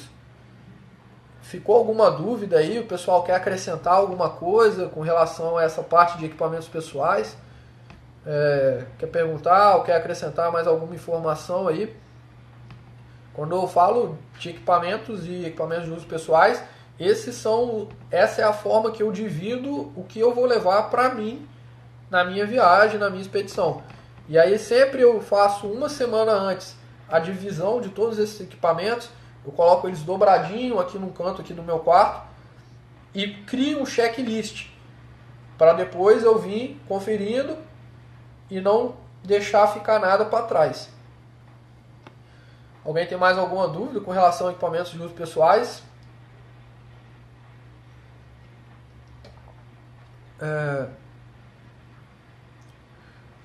Vamos falar agora, Nando. Eu vou entrar no equipamentos da moto. E aí eu vou entrar nessa parte dos pneus aí. Então, passando a parte de equipamentos, entrando dentro da parte do planejamento para os equipamentos, a gente entra na parte, pulou a parte de equipamentos de uso pessoais, a gente entra na parte dos equipamentos da moto. E aí é importante você saber o seguinte, falando de equipamentos de moto, qual o tipo da moto que eu vou usar. quando a gente define um destino e a gente olha o nosso terreno, o nosso trajeto, o que a gente vai fazer na viagem, nós temos que avaliar qual tipo da moto que nós vamos utilizar. Então, não adianta assim, lógico, qualquer moto chega em qualquer lugar, faz qualquer coisa, mas nós estamos falando aqui assim, vamos tentar falar de um jeito mais planejado, de um jeito mais tranquilo. Então assim, eu quero fazer a parte de deserto, quero andar no Rípio, tal. Sabe que uma moto esportiva ela vai ter uma dificuldade muito maior para poder fazer aquele trajeto ali. Conforto. Eu vou ter que andar 800 km num dia aqui e tal. A moto esportiva ela vai te gerar um problema maior. Ela consegue fazer? Consegue. Isso aí vai influenciar na hora de você traçar o seu roteiro diário. De onde você está para onde você quer ir. Então, assim, quando a gente define a questão do destino, nós jogamos a questão do equipamento ali, o uso da moto, o tipo da moto que nós vamos utilizar. Depois do tipo, você definiu o tipo de moto que nós vamos utilizar, quais os tipos de acessórios que vão conter nessa moto. Baú lateral, bolha estendida, mala tanque. Por que eu falo isso? Porque é importante você avaliar. Por exemplo, numa viagem para a Patagônia, eu já não recomendaria o cara ir com uma mala tanque. Porque o vento que você vai pegar, lateral, é muito grande. Então, quanto maior o local, maior a quantidade de massa, né, que você tiver ali numa moto, para o vento te empurrar, maior vai ser o efeito do vento sobre você. Uma bolha estendida é interessante. Questão de conforto, inseto, frio. Então, assim, você ter a questão do equipamento, saber definir a moto e definir o equipamento que você vai utilizar. Então, falando de equipamento, o pessoal perguntou da Polônia no guidão se ela resolve alguma coisa. O Leandro perguntou se eu já usei e o Alisson também queria saber.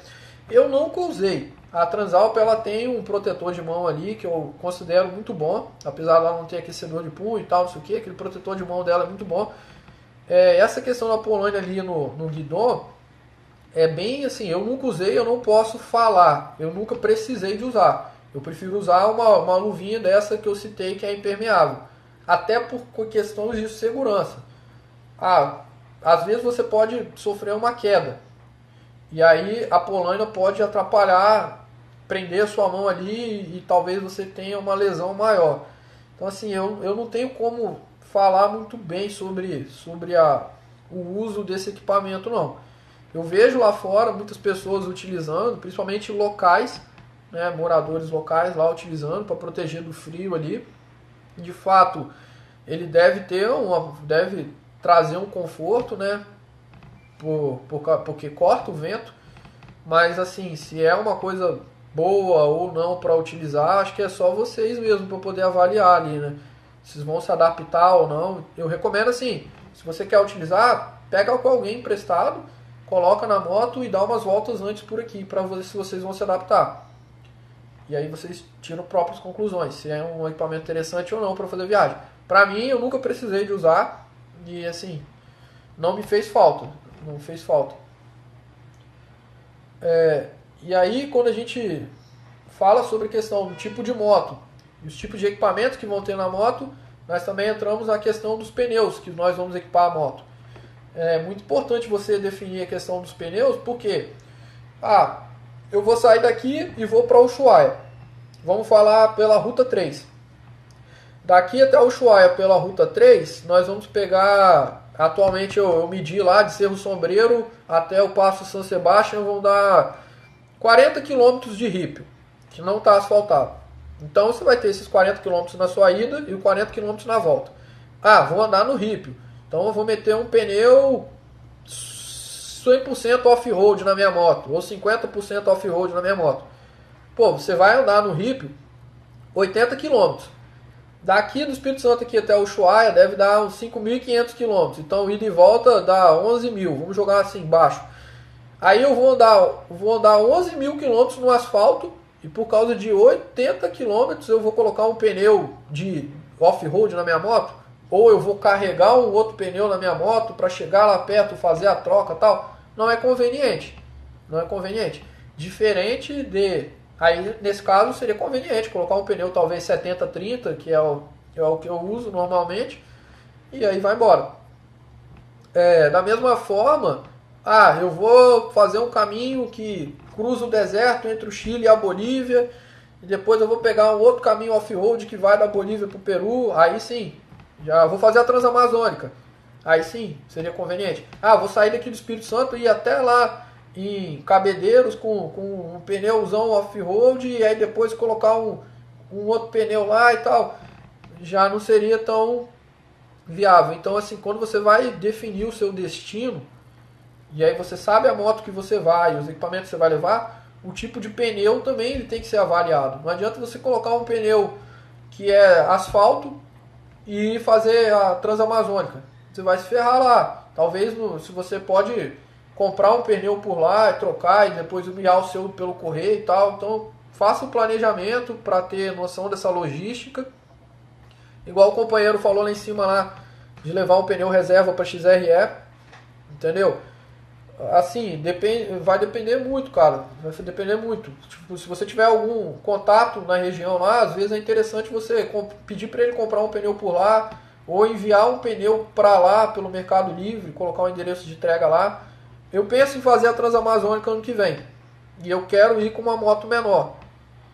Se eu pego uma moto menor, 250, e ainda amarro um jogo de pneu nela, vai pesar mais a moto, vai diminuir o deslocamento da moto. E daqui do Espírito Santo até lá na Paraíba, lá no Pernambuco, lá em Cabedeiros, dá tipo uns 2.000 e poucos quilômetros. Então eu vou ter que andar 2.000 e poucos quilômetros com preço a mais.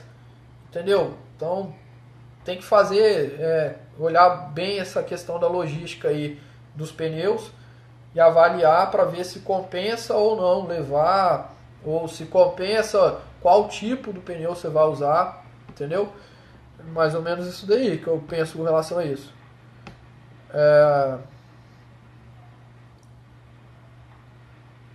O Diego perguntou aqui, fui em Curitiba e vi essa Polônia, corta o frio, mas não é prático. Diego, Ele acrescentou aí, ele já avaliou a parada. A respeito dos baús laterais, recentemente vi relatos de motociclistas que foram multados porque eles ultrapassavam a largura do guidão. Você já teve esse problema?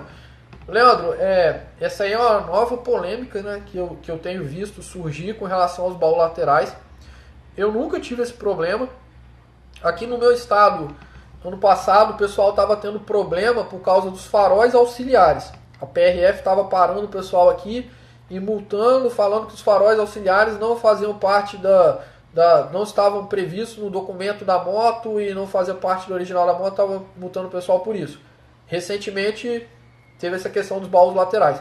Até hoje eu não tive problema.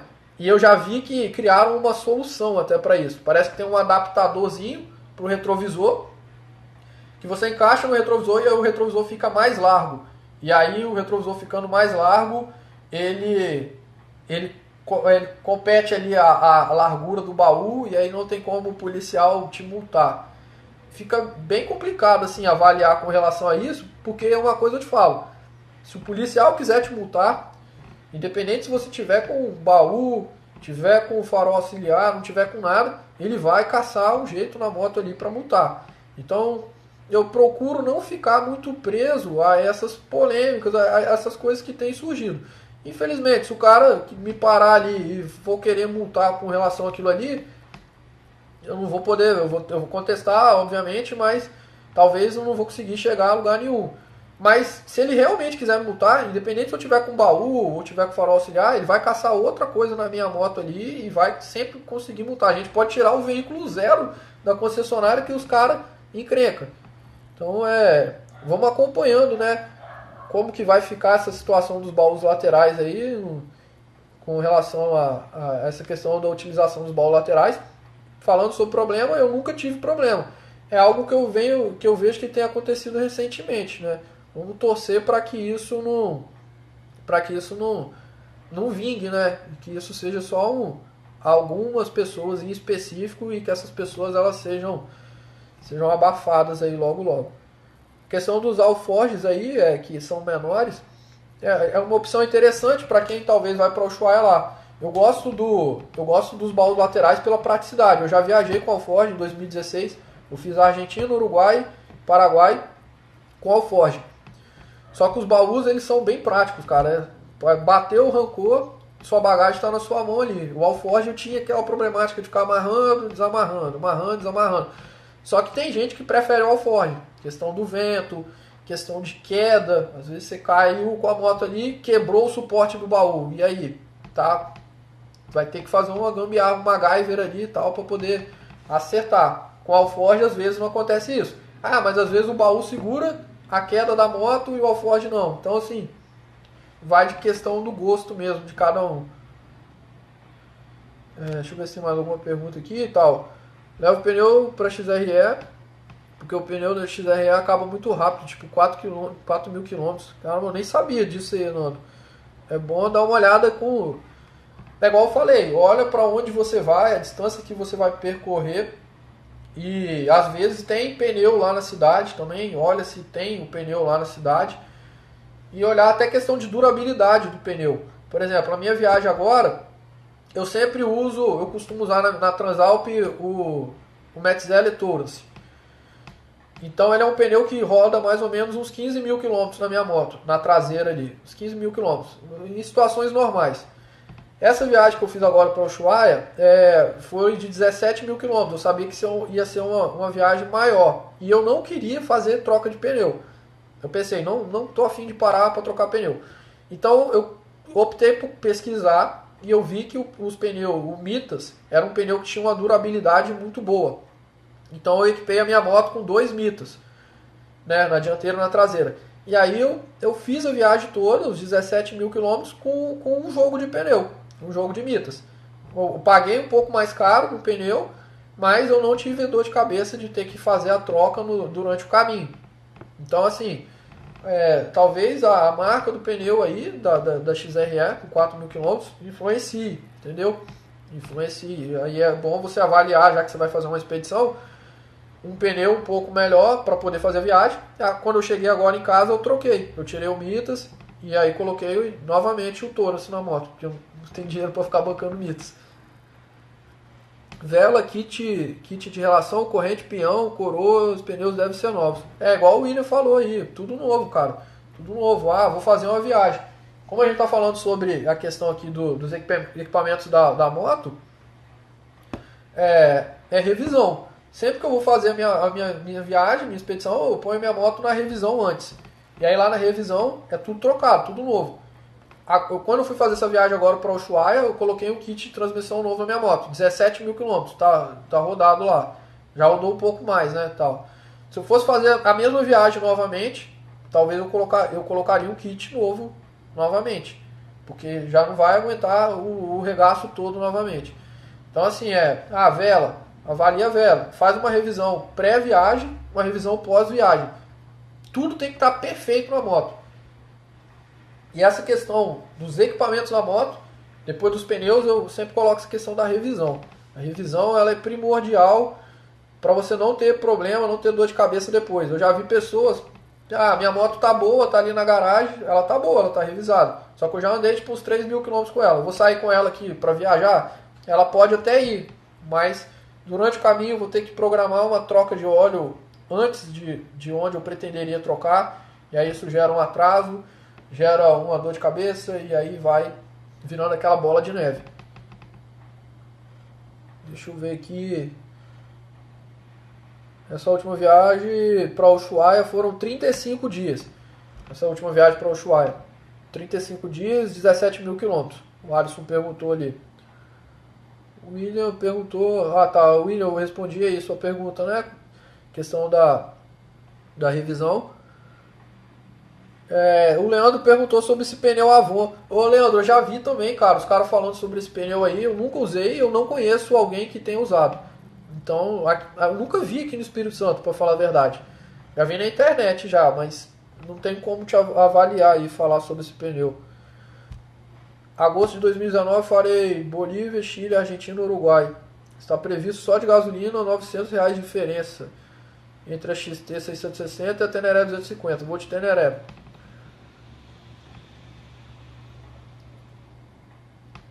Você recomenda qual tipo de óleo para esse tipo de viagem? Cara, põe o óleo normal da sua moto. Sempre usa o óleo que você sempre usou na moto. Minha moto sempre coloca o óleo semissintético. Então, usa sempre o semissintético. O sintético é 1000 vezes melhor. Só que você já acostumou, botou dela usando o semissintético, mantém o semissintético. Uma coisa que eu digo é o seguinte: se em circunstâncias normais a sua moto troca óleo a cada 3.000 km, você andando aqui dentro da cidade, em uma viagem você consegue fazer até 4.000, 5.000 km com o mesmo óleo. Por quê? Porque em circunstâncias normais o motor ele fica frio, fica quente, liga e desliga, fica frio, fica quente, fica frio, fica quente. E aí no trânsito, vou daqui pro trabalho, parei no trabalho, desliguei a moto. Aí daqui a pouco saí do trabalho, liguei a moto, fui pra academia. Saí da academia, desliguei a moto, aí liguei. Então o óleo dela tende a sujar muito mais do que numa viagem, que você mantém um deslocamento constante. Então, automaticamente, você consegue fazer uma distância maior com aquele óleo ali. É claro que assim, se você puder programar a sua troca de óleo dentro daquele trecho, não andar no limite, faça isso. Mas se, por exemplo, você chegou numa cidade X e daqui mais 1.000 km tem uma cidade Y, que é muito melhor para você fazer a manutenção da sua moto, cara, toca esses 1.000 km. A sua moto ela não vai dar pau por conta disso. Entendeu? E o óleo, é igual eu falei, mantenha usando o óleo que você já já é acostumado a utilizar. Como vamos para o Ushuaia, meu companheiro de viagem, estamos pensando em usar ele. Pera aí. Ô, Júlio, eu não entendi, cara, sua pergunta aqui.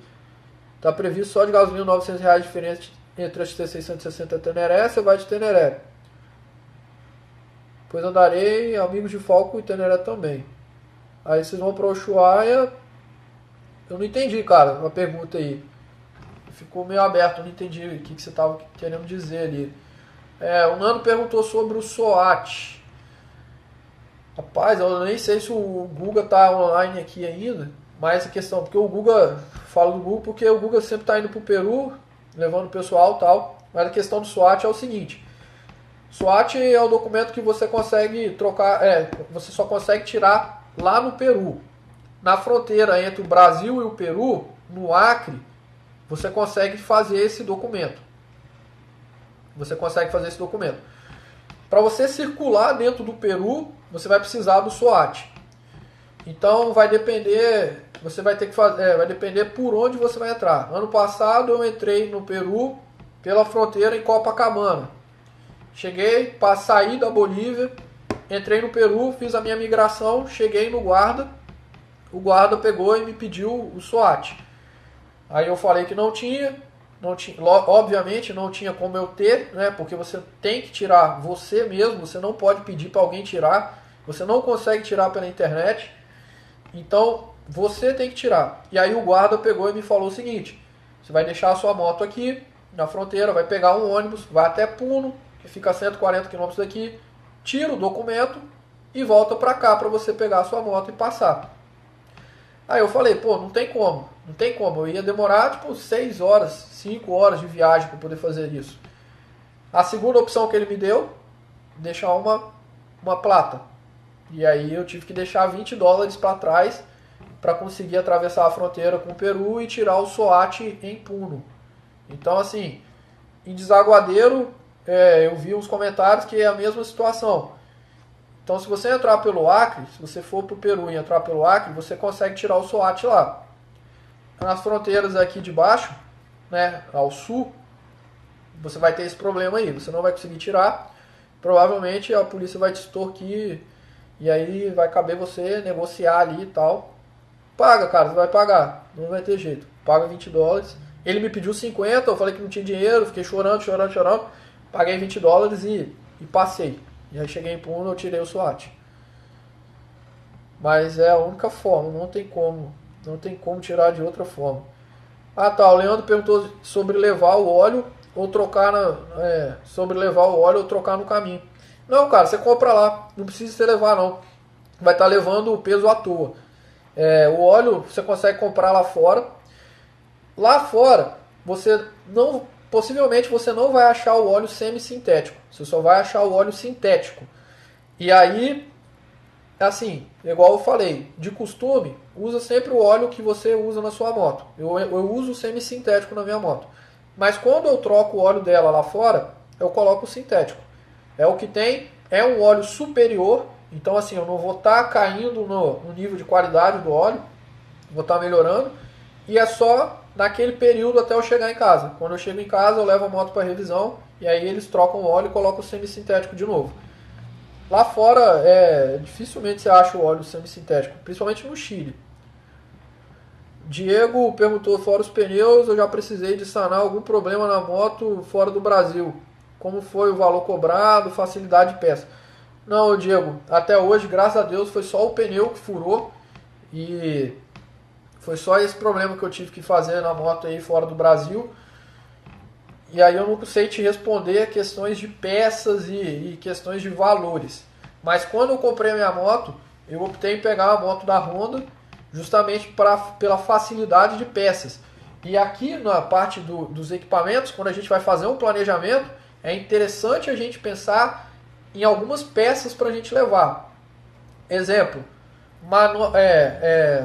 manete ali, manopla de embreagem. A moto caiu, quebrou ali a manopla, você vai ficar sem embreagem? Leva ali, pô, leva uma pecinha. Cabo de embreagem, cabo de acelerador. São coisas assim que não causam, não traz um peso nem volume grande e é interessante você levar. A Honda, eu tenho a sorte de colocar uma manete de CG ali e ela funcionar. Mas às vezes você tem uma BMW, tem uma Triumph, uma moto mais sistematizada que você não consegue ter isso. E a minha opção de ser escolhido uma moto da Honda foi justamente por isso. E questão do custo até para achar essas peças. Mas leva, você pode levar manete, cabo de embreagem, as peças que são assim simples de acontecer, de você levar e talvez acontecer um problema. Problema mecânico, dificilmente a gente vai conseguir resolver. E quando a gente pensa nessa questão de equipamentos, tem pessoas que me perguntam sobre chave. Ah, quantas chaves você leva? Quais chaves você leva? Eu levo o kit original da moto. Aí tem gente que não, eu levo um Toratec cheio de ferramenta e tal. E talvez assim, os meros mortais. Se a minha moto parar de funcionar, uma parte elétrica dela, eu não vou conseguir resolver. E os meros mortais também não vão conseguir resolver. É só levando a moto para a concessionária e passando ela no scanner. Então, de nada adianta eu levar 1 milhão de chave para desmontar a minha moto toda se eu não consigo resolver esse tipo de problema. E aí é por isso que entra o seguro da moto. Ah, a moto deu uma pane elétrica lá, não quer ligar. Tentei ligar no tranco, não quer ligar. Tentei fazer o quê? Não quer ligar, não quer ligar, não quer ligar. Tem que ter um seguro, cara. Tem que ter um seguro. E aí o seguro de viagem, que é outra coisa que eu coloco nos equipamentos de uso da moto aqui, faz uma extensão de perímetro para o uso internacional. O meu seguro, eu uso o seguro da Mafre, eu acho que da Porto Seguro também atende os países do Mercosul. O Chile não é do Mercosul. Então, quando eu vou para o Chile, ou quando eu vou passar pelo Chile, é necessário que eu faça uma extensão de perímetro do meu seguro. E essa extensão de perímetro você paga de acordo com a quantidade de dias que você vai circular ali. Então, por exemplo, eu vou circular 10 dias em território chileno, faço uma extensão de perímetro de 10 dias. E aí não tem problema. Se sua moto quebrar lá no Chile, der um problema lá no Chile, for roubada, você se acidentar, acontecer qualquer coisa, você está segurado. E aí o problema está resolvido. O Alisson falou aí que o Leandro quis dizer SOAPEX. Tem o SOAT e tem o SOAPEX. O SOAT é para entrada no Peru, que foi esse que eu falei, que você consegue tirar na fronteira do Acre, mas aqui para baixo você não consegue tirar. E vai ter que pagar o guarda. Sobre o SOAPEX, é o documento que você precisa para entrada no Chile. E esse aí você tira pela internet, pelo site da HDI Seguros ou pelo site da SOAPEX. E você consegue pagar ele pelo cartão internacional ou boleto. E esse é um documento obrigatório para entrada no Chile. Assim como a carta verde é obrigatória para circular nos países do Mercosul. Uruguai, Argentina e Paraguai. Respondido aí sobre essa questão? Estélio, quero fazer o Atacama, Chile, Machu Picchu em 25 dias. O que você acha? O objetivo é conhecer o Atacama, Uyuni, Machu Picchu, sem ficar muitos dias na cidade. Viagens mais objetivas. Eu fiz a viagem ano passado, para esse trecho aí, eu gastei 28 dias aqui no Espírito Santo. Foi bem tranquilo, assim, né? As partes dentro do Brasil eu já conhecia, então eu toquei direto. As partes dos pontos turísticos, por exemplo, o Atacama, aí eu fiquei 4 dias lá. O Uyuni, 3 dias. La Paz, 3 dias. Machu Picchu, tantos. Então você vai fazer de acordo com o seu planejamento. Você estuda o que tem de turismo na cidade, quantidade de dias, o que você quer fazer, quantidade de dias que você tem disponível para fazer aquilo ali, e aí cria o seu roteiro com base nisso. Principalmente questão de dinheiro. Quanto de dinheiro que você tem para poder ficar tantos dias fora e tantos dias circulando. O William perguntou a questão do GPS aqui.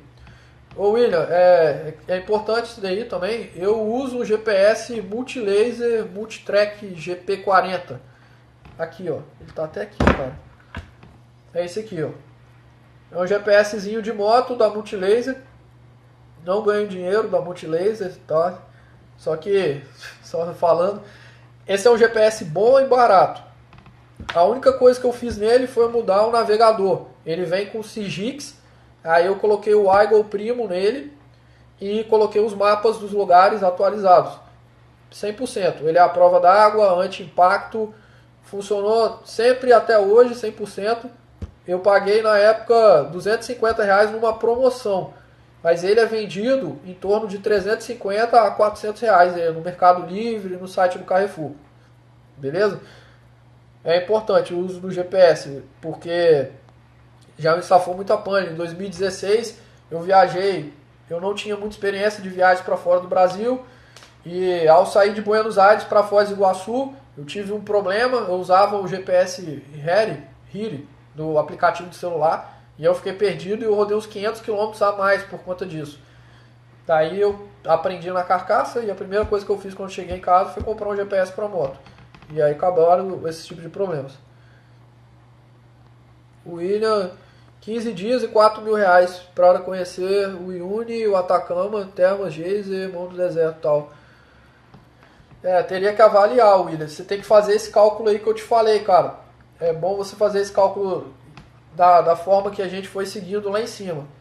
Calcula a quantidade de combustível, a quantidade, o hotel, hospedagem, joga aquele cálculo padrão de hospedagem, aquele cálculo padrão de comida e o cálculo dos passeios e o valor dos passeios, para você saber se vai dar, cara, ou não. E aí traça o seu roteiro geral, né? Para você saber o tempo que você vai gastar, para ver se você vai conseguir executar, né, a viagem aí nesse tempo. Bom, então falando sobre os equipamentos da moto, a gente falou aí sobre os equipamentos de uso pessoal e os equipamentos da moto. E aí quando a gente entra nos equipamentos da moto, a gente entra tipo de moto, os acessórios que a gente vai utilizar na moto, o pneu, a revisão, o seguro e os equipamentos de manutenção. Equipamentos de manutenção, quando eu falo, é o que? O reparador de pneu, como eu falei lá, que eu utilizei a minha primeira opção para poder, caso meu pneu fure. Câmera de ar reserva, espátula, compressor 12 volts, lubrificante. É importante o cara levar o lubrificante a cada 500 km ali. Lubrifica a corrente da tua moto. Eu já conheci pessoas que o cara tava na onça com o kit todo comido. Ele já tava viajando a 10 mil quilômetros e não tinha lubrificado a corrente da moto nenhuma vez ainda. Então assim, lubrificante. Então entra todos esses equipamentos, você coloca no checklist. Coloca no checklist, uma semana antes da viagem, vai distribuindo, guardando eles ali num cantinho.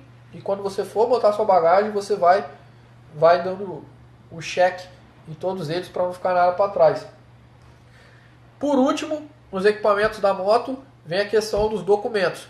Os documentos da moto, o manual da moto e os documentos necessários para circular nos países. a gente, como eu falei lá em cima, quando a gente vai fazer uma viagem, a gente define onde é o nosso destino. Então, nosso destino é Buenos Aires. O documento da moto, para entrar em Buenos Aires, ele pode estar no meu nome, ele pode estar no nome de terceiro, ele pode estar no nome de empresa.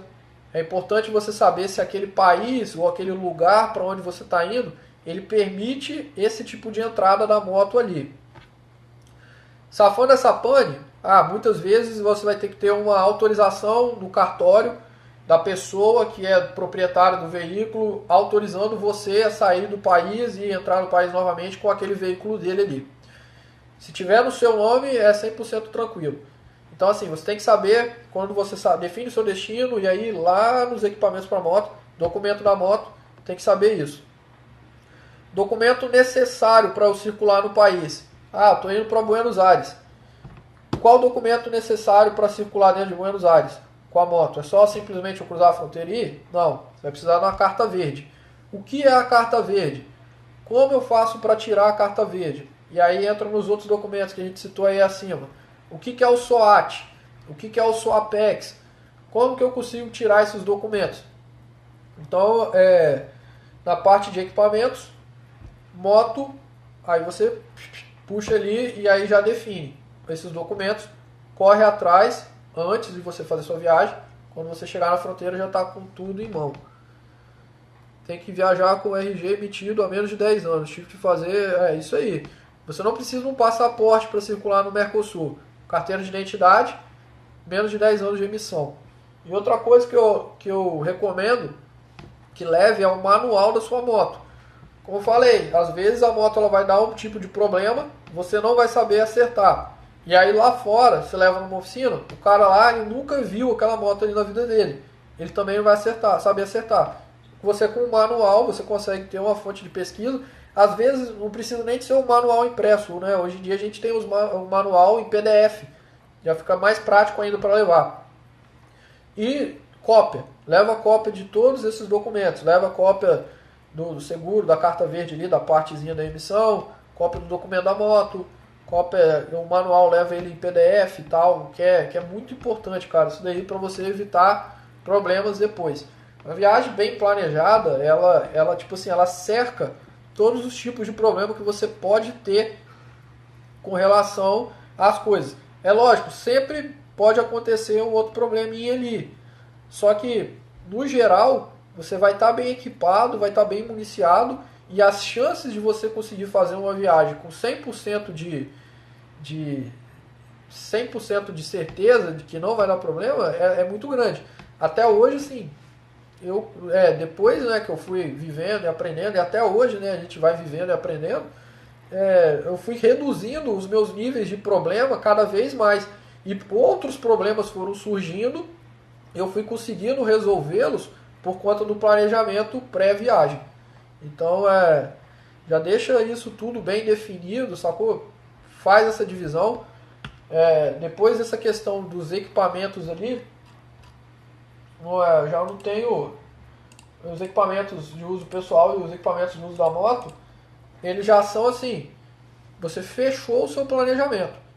Como eu comecei a live lá no início, quem não acompanhou, 4 itens que eu considero extremamente importantes para um planejamento, seja para uma viagem final de semana ou uma expedição, é você definir o seu destino, que é para onde nós queremos ir, quanto tempo nós temos, que aí é o segundo, destino, tempo, destino, para onde nós queremos ir, tempo, quanto tempo nós temos disponíveis para poder ir lá e voltar, dinheiro, quanto de dinheiro nós temos para poder fazer esse percurso e chegar nesse lugar. Quarto, equipamentos. O que eu preciso de levar, o que eu preciso ter. Você fazendo o planejamento da sua viagem em cima desses 4 itens, a chance de você ter um sucesso maior, de você ter uma dor de cabeça menor, é muito grande.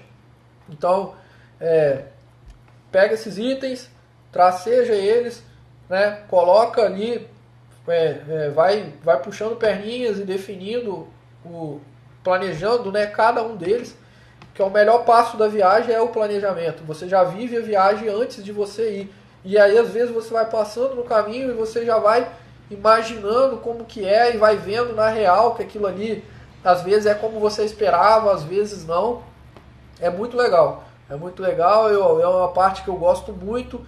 Geralmente eu começo a planejar as minhas viagens um ano antes, 10 meses antes, para já não ter esse tipo de problema. Então eu pesquiso bastante, eu olho bastante os mapas, eu converso muito com pessoas que já foram, eu considero muito, assim, é a humildade, né, cara? Você tem a humildade de chegar para uma pessoa que já foi, o respeito, né, para aquela pessoa que já foi, pedir uma sugestão, pedir a opinião dela. Acho que isso é importante. Isso é importante e só tem a acrescentar, né? A gente não sabe de tudo, a gente nunca vai saber de tudo.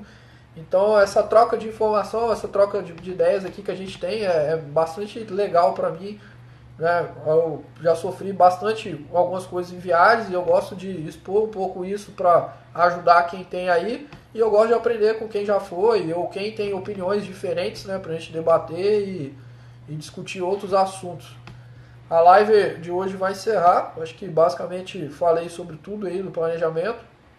Quem for do Espírito Santo, próximo sábado eu vou estar fazendo uma palestra na loja da No Limit, falando sobre planejamento para viagens e expedições. Se vocês quiserem participar, me chama aqui no direct que eu envio o link para eu envio o link aí para poder fazer a inscrição. Eu vou deixar essa live salva aqui até amanhã e eu vou depois editar ela e vou colocar no meu canal no YouTube. Para quem quer seguir Alma Nômade Mototurismo, canal no YouTube, só seguir lá. Tem alguns vídeos sobre o Ushuaia, alguns vídeos aí sobre Atacama também. E agora eu até equipei minha GoPro com um microfone novo, vou estar fazendo pelo menos mensal um vídeo sobre dicas e eu vou tentar fazer uma live por mês também. Então, se quem tiver assuntos aí para a gente poder debater, manda no direct ou vai jogando aqui, sugerindo, que aí, na medida do possível, se eu souber, a gente vai conversando, ou dou uma pesquisada também com algumas pessoas aí que entendem um pouco mais do assunto, para a gente sempre estar trocando esse papo e levando as informações, falando do que a gente mais gosta, né? Que é de moto e de viagem. Beleza? É isso aí, então agradeço aí todo mundo que participou, que trocou essa ideia hoje aqui. Acompanhe aí os próximos posts, vamos estar tentando sugerir outros assuntos. E se ninguém tem nenhuma dúvida mais, vou encerrar por aqui. Valeu, galera, boa semana aí para todo mundo. Acho que tomara que tenha sido mais interessante que o Faustão, esse bate-papo nosso aí. Valeu, abraço a todo mundo aí, bons ventos.